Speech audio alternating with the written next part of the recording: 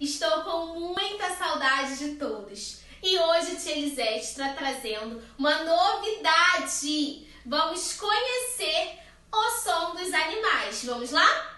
Temos aqui um gatinho. Qual é o som do gatinho? Miau, miau. E também temos a nossa amiga vaquinha. Qual é o som da vaquinha? Mu, mu. Temos também o nosso cachorrinho, que faz au, au, au, au. E também temos o nosso amigo pintinho amarelinho, que faz piu, piu, piu, piu. Muito bem. E vamos trabalhar hoje com o nosso livro de linguagem.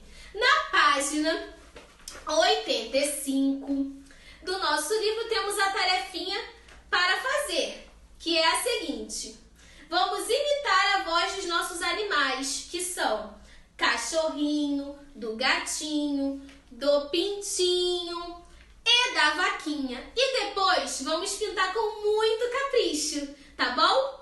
Beijos! Tchau, tchau!